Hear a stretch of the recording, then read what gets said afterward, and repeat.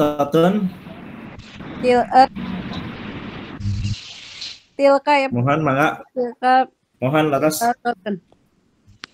Tilka battatun. Mohon laras. Atau nuhun kasadayana. Teras al kalimatul jadidatu. Kalimat yang baru. Al mumarridatu artinya adalah perawat. Al mumarridatu perawat. Al hadiqatu tadi taman. Al hadiqatu artinya taman. Al battatu artinya bebek.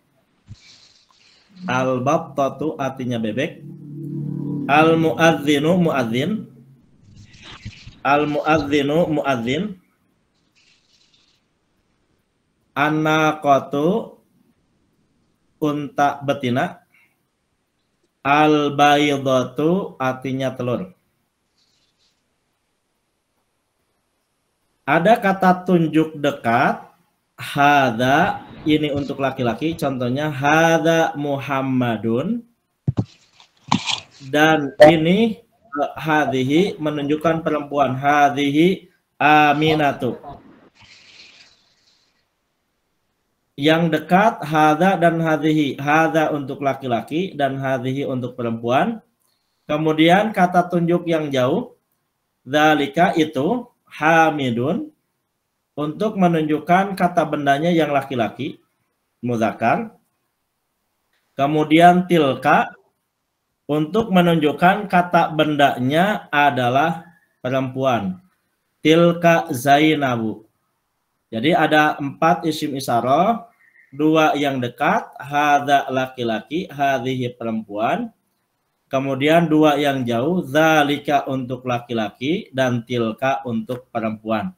Nama perempuan, nama yang perempuan dibacanya tidak boleh menggunakan tanwin, tapi cukup dengan dhammah 1 saja. Hadhihi Aminatu, tilka Zainabu. Nah, itu pelajaran pada pelajaran yang ke-7. Kita masuk pada pelajaran yang ke-8. Alhamdulillah yang ke-7 sudah kita lalui karena materinya sangat sedikit. Yang ke-8. Hadzal rajulu tajirun. Hada isim isyarah, tapi setelahnya adalah kata yang memiliki alif lam. Maka kata yang memiliki alif lam setelah isim isyarah dinamakan badal. Ibu-ibu sekalian, ada istilah baru namanya badal. Nanti penguatan materi nahwu sharafnya ada pada lembaran tadi sudah disampaikan kepada ibu wali kelas, tapi untuk pelajaran berikutnya. Hadzal rajulu, hadza isim isyarah berada di awal kata, maka namanya mubtada sebagai subjek. Ar-rajulu adalah kata benda yang memiliki alif lam setelah adanya isim isyarah, maka dinamakan badal. Badal itu adalah kata keterangan untuk menjelaskan lafaz sebelumnya yang masih umum.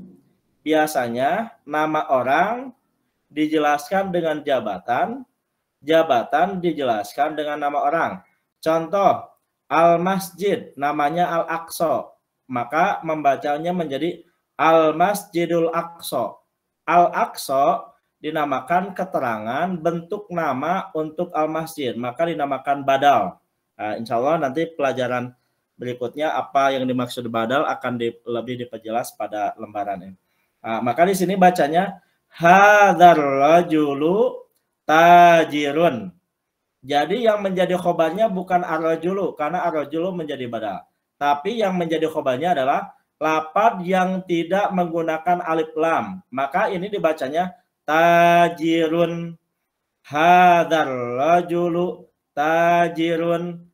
Ini sebagai mubtada, ini namanya badal, tajirun dinamakan khobar. Nah, diulangi lagi, susunan padanan katanya, nama dalam setiap katanya, hadza namanya mubtada, ar-rajulu namanya badal, tajirun dinamakan khobar subjeknya. Wadzalikar rajulu tabibun. Wawunya namanya wawu atof dan wawu atof penyanding. Wadzalikar rajulu tabibun. Dzalikanya sebagai mubtada, ar-rajulunya sebagai badal, tabibunnya sebagai khobarul mubtada. Diulangi lagi. Dzalikanya sebagai mubtada, ar-rajulunya sebagai badal karena memiliki alif lam, kemudian tabibunnya sebagai khobar, sebagai subjek.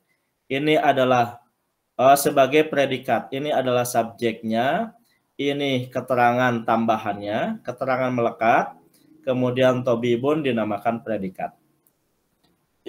Ismut tajiri mahmudun. Mubtada mudhaf ilaih sebagai khobar. Wasmut tabibi sa'idun. Bacanya adalah ismut tajiri mahmudun. Wasmut tabibi sa'idun.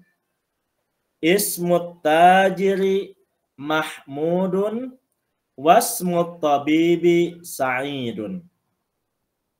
Hadzal baitu litajiri. Hadza mubtada'nya, al baitunya sebagai badal karena memiliki alif lam setelah hadza. Litajiri, li-nya huruf jar. Li namanya huruf jar, atajiri isim yang dijarkan, maka litajiri sebagai khobar untuk hadza, sebagai predikat untuk hadza. Hadza isim isyarah sebagai mubtada, al baitunya sebagai badal karena memiliki alif lam setelah hadza. Li ini adalah huruf jar. At-tajri isim majrur, maka litajri kedudukannya sebagai khobar atau predikat untuk hadza.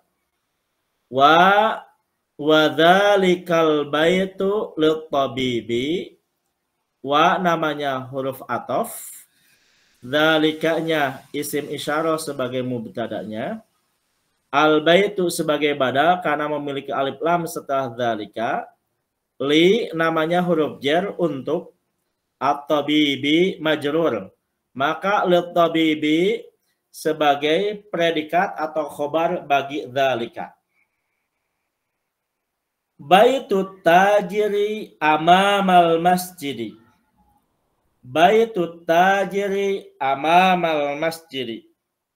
Baitu sebagai mubtada, at-tajiri dinamakan mudhafun ilaihi karena pemilik dari rumah.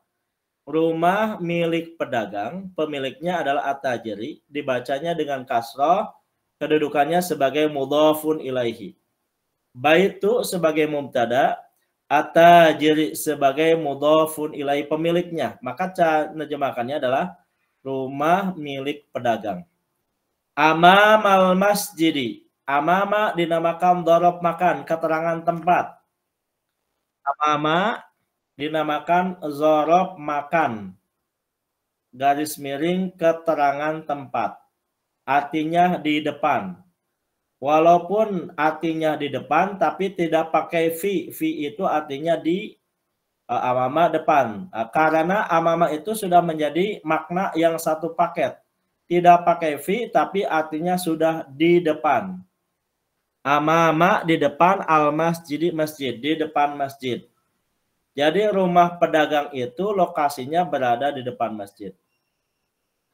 Amama namanya dhorof makan atau keterangan tempat, al-masjidi namanya mudhafun ilaihi. Jadi apabila ada kata benda setelah dhorof zaman atau dhorof makan, maka dinamakan mudhafun ilaihi, bacanya dengan kasroh. Amamal masjidi. Baitut tajiri amamal masjidi. Wa baitut tabibi. Nah, ini wa-nya namanya huruf atof. Baitunya menjadi mubtada lagi, atau bibi mudhafun ilaih.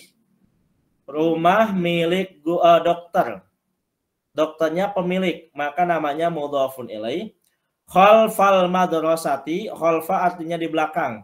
Namanya dhorob makan.